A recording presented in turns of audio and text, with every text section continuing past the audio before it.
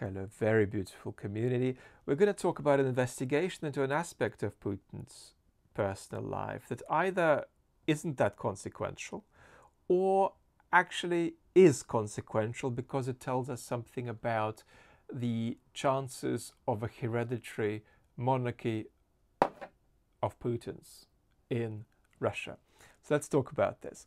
Now, I'm a little less well than I have been even in the previous conversation, so don't think I'm being cold or grumpy if I look like my eyes are a bit glazed over. I'm just doing my best with range of physical symptoms. Let's get on with it. The dossier center tracks the criminal activity of various people associated with the Putin regime. The claims made here are that there are allegedly two sons from allegedly the ex-gymnast Alina Kabaeva, born in 2015 and 2019. They're allegedly called Ivan and Vladimir Jr. They play a lot of sport. They get a lot of sports training. One of them likes Disney. There's lots of private tutors. The ads for the private tutors are actually publicly available. When they get people in from English-speaking countries, they prefer non-enemy states like South Africa. Lots of details that aren't terribly interesting to us. The single most important detail is just that these folks have a recourse to the use of a fleet of private jets and yachts that belong to members of Putin's regime and inner circle. But while that's an important fact, it's not a fact that it's in a particularly unique or powerful way illustrated by this investigation. There are other ways of more powerfully illustrating that fact, more powerfully illustrating the way Putin outsources presidential power to various members of his court. Other ways to demonstrate in which Putin's regime blurs the distinction between the public and the private. Other ways to demonstrate the fact that measures of importance in Putin's regime of particular individuals matter more than their designated roles. And that's in of itself a kind of a mafia-like feature of the regime. Surely you could demonstrate this by other means. So what's the big deal all about? Well, there have been a couple of different reactions to the investigation. We're going to read two representations of opposite reactions. One's from Mark Galeotti. And Mark says, so the dossier center has produced an investigation claiming that Putin also has two young sons being raised in sad seclusion at Valdai and other residences. I don't know if that's true, but I find it hard to care. Number one, there is no real political impact here. These are not successes in waiting. Two, Putin lies and doesn't live to moral standards that his sycophants attribute to him. Well, that's no big news, no big deal. And three, yeah, these youngsters are being raised in a secure bubble, and that's unlikely to generate well-rounded human beings. Well, that's hardly surprising, and it's typical of other tyrants' conduct too. So the dossier has done brilliant work with other investigations, but I don't get why waste time and presumably resources on this story. That's Mark's reaction. Let's look at Greg's reaction, Greg Uden's reaction. This is big news, in fact. The chances of a shift toward hereditary monarchy in some form are much higher now that we know that there are male successors who are brought up in an imperial style. For monarchies, this is a natural solution to the power transfer problem. And we now have at least some evidence of an intention to do so. This already makes it more likely to succeed. After all, so far, even the most audacious of the plans of the regime have been pretty successful. So, I won't talk in detail about the odds of a hereditary monarchy in Russia, but I'll just make a few remarks.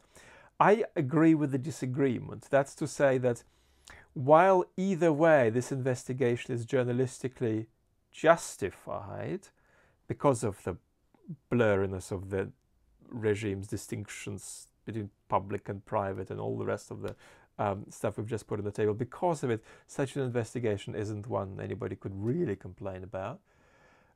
But is it journalistically essential? And I think the answer actually depends on whether you think that there is a more than 1% chance that these kids could become Tsars of Russia, or there's a less than 1% chance that they could become Tsars of Russia, or more abstractly, whether you think there is a more than 1% chance of Putin trying a hereditary monarchy, or a less than 1% chance of Putin trying a hereditary monarchy. And if you think that it's above 1%, this sort of investigation, I think, takes on a greater degree of significance. What we could add analytically is that Putin cannot and knows he cannot control the transition of power that happens at the end of his rule, whether it ends biologically or politically. Putin knows that. You could argue that while there is no transition of power that at the moment Putin looks like he's going to have a chance of controlling, the transition of power he is least unlikely to successfully control, is most likely to successfully control, is a hereditary transition of power.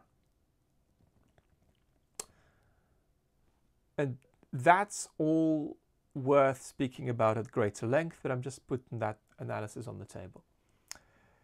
Now,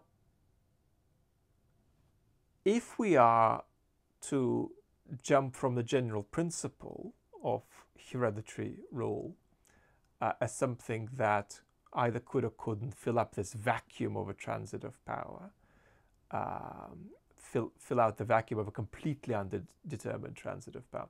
And if we move to something more specific, like what's a 70-plus-year-old doing thinking that somebody born in 2015 or 2019 could replace him, isn't absolutely nuts and utterly impossible? My answer to that question would be yes, it's pushing it, the bounds of plausibility, but there's much that Putin thinks that pushes the bounds of plausibility. And there are two things worth realizing here. Number one, Putin doesn't much distinguish between his mission and the historical mission of Russia. And that may also extend to somebody in his family he could pass power to. Second, Putin has a sort of quasi-realistic obsession with longevity that sort of lapses into an obsession with immortality. That's my interpretation of what's going on in his head. So he is doggedly keen to live into his 90s and live as long as possible. That doesn't necessarily make a plan to make these boys Tsars after Putin likely, but it means that the raising of that question is not as crazy as it might initially seem. We'll say more about this. Now, quick and disappointing announcement. As things stand, unfortunately, YouTube has demonetized, it looks like to me, all of my channels. Obviously not through a fault of my own, but through a pattern or a glitch that has actually affected many creators in recent months, called invalid traffic.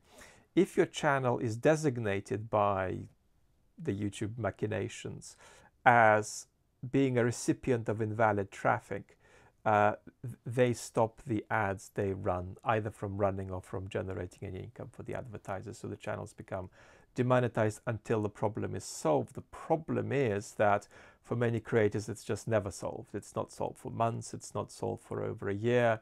Lots of people have quit as a result. And some creators who earn an enormous amount of money on YouTube actually have lost hundreds of thousands of dollars that way.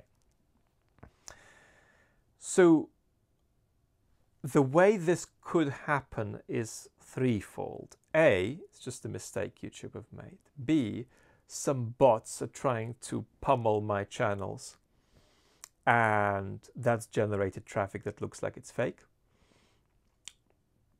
3, somebody with benign intent, like a member of the community, has embedded one of my videos on a somewhat dodgy website, which YouTube feels is slightly dodgy, and it's really not liking the traffic that's coming from there.